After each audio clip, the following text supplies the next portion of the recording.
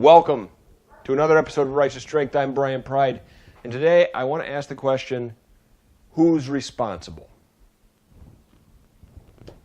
We have a lot of division in our country. We've had some awful things go on in the past week.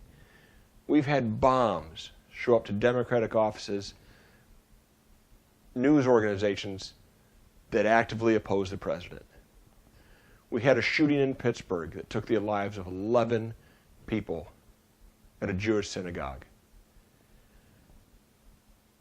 And before any facts were known,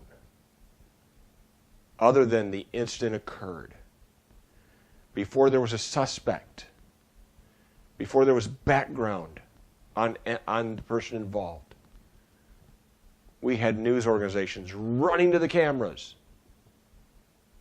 to blame the President of the United States. Let me let you in on a little secret. Much to the chagrin of my family, I am not a fan of the President of the United States. I think he's done a better job than I expected him to, but I don't think he's a very good person. It's my opinion. I didn't vote for him. I also didn't vote for Hillary. Didn't want either of them in office. Thought it would have been better for the country. But when you have Democrats, progressives, out there using violent rhetoric, saying things like, harass any member of the Trump administration, no matter where you see them, whether it's at the shopping mall or the gas station or out to eat. And now we see them being harassed everywhere that they go. We have the former presidential candidate, Hillary Clinton, flat out saying, we can't be civil until we win. That's what she said. We have Eric Holder saying, Michelle Obama said when they go low, we go high. No, when they go low, kick them. Do you think maybe some of the rhetoric coming out of the progressive side of the aisle might have inspired a Trump supporter to say, these people are horrible people and they should be taken out with bombs? Maybe. The president says horrible things too. But does that make the Democrats responsible? Does that make Trump responsible? Or does that make this guy that thought that political violence was the way to go responsible for his own actions? We have freedom of speech. Nobody told the guy, go bomb these people. Trump sure didn't. The news organizations, the Democrats sure didn't. But both of them are playing into the opposing team narrative. And some people are going nuts. Still not their fault. It's that guy. The guy who went into the Jewish synagogue, shot 11 people. And then you have people saying out there, like, Trump is dog whistling racism. Here's a hint. If anybody on the media says that Trump or anybody is using dog whistles, they have jumped from being a journalist to being a partisan commentator.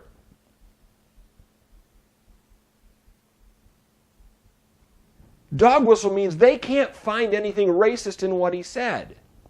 So they're just going to say that what he said was racist. One of the best examples was Newt Gingrich years ago. He talked about people living in apartments. And they said that was a dog whistle to racist because black people live in apartments. So do a lot of white people.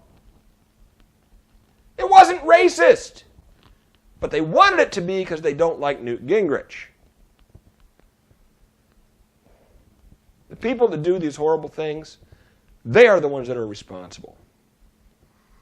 People that are saying terrible things, you are responsible for what comes out of your mouth. If you're a news journalist and you are jumping from journalism, which should be telling the people what happened, into telling the people why it happened when you don't have the facts yet, you are no longer a journalist. You are a partisan hack. And I don't care which side of the aisle you're on. If you're CNN, Fox, MSNBC, NBC, doesn't matter. If you're telling people why stuff happened when there are no facts, you're a partisan hack. Get off the air and let real journalism take over. Because the 24-hour news media, they're driving a lot of the division in our country. But the people that resort to violence, they're responsible all themselves. If you like this channel, please like, subscribe, hit the notification bell, leave a comment. If you disagree with me, leave a comment. These are just my opinions. I don't have facts. This is my opinion. But I'm not a journalist. I'm allowed. And I'm more nonpartisan than they are.